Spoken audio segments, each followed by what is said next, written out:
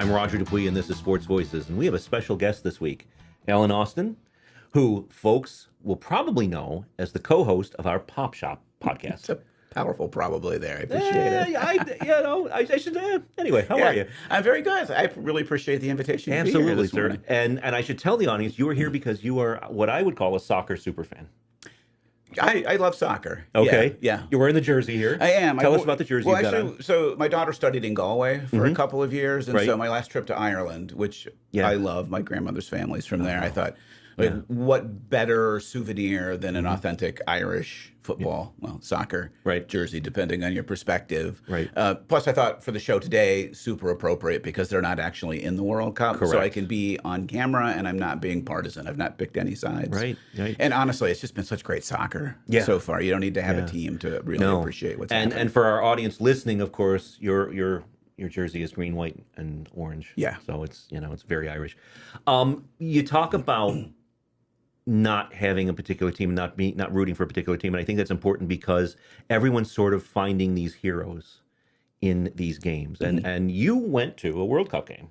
I did, with my oldest, Harper. We went down to Philly. We went to the Curaçao Côte d'Ivoire game, and it was brilliant. Yeah. It was also like the cheapest ticket that we could find. Right. My biggest complaint for the World Cup, obviously, is it's The cost. incredibly expensive. Yes.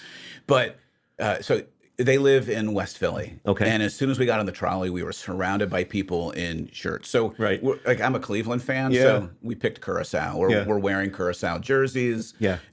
Probably the team that people saw as the worst in the tournament. And we're surrounded by people in Ivory Coast orange. Yeah. And like just the spirit and the camaraderie among people, like shaking hands with people, wishing people good luck. And it was like a once in a lifetime kind of experience. Right. Yeah. And again, Curaçao, to what extent the average American can find Curaçao on a map.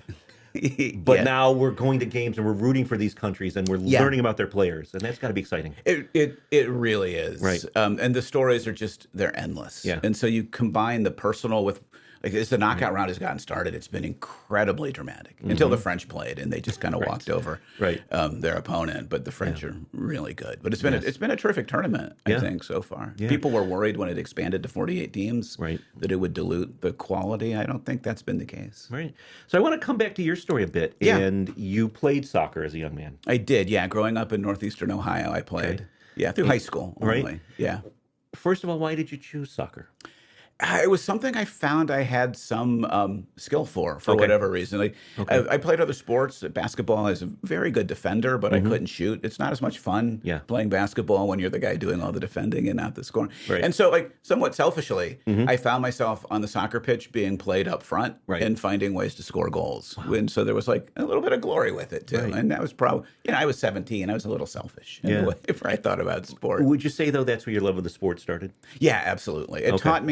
It taught me the beauty of soccer, and we were talking a little bit before we started about to really understand the beauty of the game, you need to watch it live. You need to be at a high-level event where you can see the entire field. Right. And my favorite part of soccer is the sacrifice you make to open up opportunities for other players on your team. It's that lung-busting run you make to change the gravity of the defense that opens up a space for somebody else to exploit. And again, we were also talking about this, very different from NFL football in terms of watching, playing, understanding the game. Yeah. What makes it more compelling for you? I think one of the things that makes it more compelling for me is, number one, understanding the broad scope of the game that we just talked about. But at this stage in particular, in the knockout round, every goal is so precious. Right. That for 90 minutes, you're generally on the edge of your seat because it's going to be that one moment of breakthrough, that one marginal moment that allows the game to shift. Right. I think it's the preciousness of the scoring that makes it so interesting to me in many ways. So I do have some American friends who say, "Oh gosh, soccer's boring. It's terrible to watch." Yeah. And again, so you've made this distinction. It is certainly much more interesting and you have a more holistic view of it watching it live. Yeah. But I don't think you find it boring at all, and I don't think a lot of people do. No, not at all. No, I'll watch every game on TV that I can. It's been really heartening. My daughter Hope, maybe because she spent 2 years in Ireland, is really into the World Cup this year as well. And so the two of us are now sitting on the edge of the couch watching two teams that we have no sort of Yeah, ancestral or, you know, any kind of connection to, except for the emotion, the emotional connection made in that moment. Right. And it's just, it's a brilliant thing to do with other people too. So you see these huge watch parties, and I just like to experience it that way, to experience it collectively. Right. Soccer's such a collective game. To experience it collectively, I think is super powerful. So I have friends in the Philadelphia area. They've been to one game. They're going to another. I think they're going to one more this weekend. Oh, good for them. The big one, right? Yeah. And but then I have other friends who are sending me memes about the Paraguay team, things I never thought we would ever be discussing, and yet here we are. Yeah. It's just bringing people together in a way that I think is somewhat unexpected, folks. A little bit. I think the perennial conversation among soccer fans, especially in the United States, is when's it going to break through? Like, when's the moment it moves from sort of sport number 4 in this country to catching baseball or basketball, or never the NFL, probably, because this is America after all. Right. But how does that happen? And I think every 4 years in the World Cup, it particularly becomes an issue, especially because it's a home World Cup. People talk about the '94 Cup, which is the last time we hosted is in the United States, and that's when Major League Soccer was created. And so there's this concern about, or this hope that we can use this as a platform to take that next step. Do you think that will happen this time?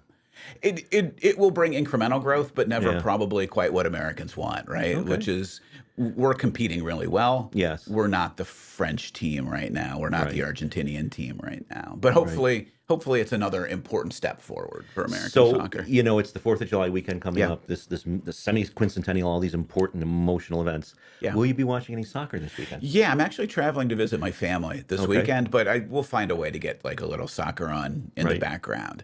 At a minimum. Like July 4th, the last game in a World Cup, I remember watching not the last one I remember watching, but back in '94, we played the Brazilians on July 4th in the round of 16. We lost, but it was like, oh, what a moment. Right. Absolutely. So let's hope for some more of those, right?